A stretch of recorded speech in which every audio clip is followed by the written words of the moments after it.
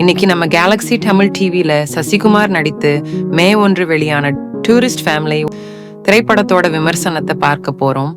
படத்தில் நடித்த முக்கிய நடிகர்கள் மற்றும் தொழில்நுட்ப கலைஞர்கள் சசிகுமார், சிம்ரன், மிதுன்ஜெய், சங்கர், யோகி பாபு, இளங்கோ, குமரவேல், பகவதி பெருமாள் இயக்குனர், அபிஷன் ஜீவந்த் புதிய இயக்குனர், இசை ஷான் ரோல்டன், ஒளிப்பதிவு அரவிந்த் விஸ்வநாதன், தொகுப்பு பாரத் விக்ரமன், கதை சுருக்கம்.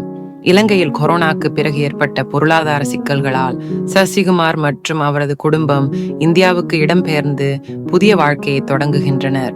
இந்த புதிய சூழலில் அவர்கள் எதிர்கொள்ளும் சவால்கள், மகிழ்ச்சிகள் மற்றும் குடும்பத்தின் முக்கியத்துவத்தை உணர்த்தும் நிகழ்வுகள் திரைப்படத்தின் மையமாக அமைந்துள்ளன. சசிகுமார் மற்றும் சிம்ரன் இருவரும் மனதை கவரும் மற்றும் அழகான நடிப்பை வெளிப்படுத்தியுள்ளனர். சசிகுமார் பையனாக நடித்த சிறுவன் ஒவ்வொரு சீனிலும் அமர்க்களப்படுத்தி இருக்கிறான். படத்தில் நடித்த அனைவரும் தங்கள் பங்கை சிறப்பாக செய்துள்ளனர். இயக்குனர் அபிஷன் ஜீவந்த் முதல் படம் போல் இல்லாமல் அனுபவமிக்க இயக்குனர் போல் சிறப்பாக இயக்கியுள்ளார். இவரிடம் இருந்து இது போன்ற தரமான படங்களை இனிவரும் காலங்களில் எதிர்பார்க்கலாம்.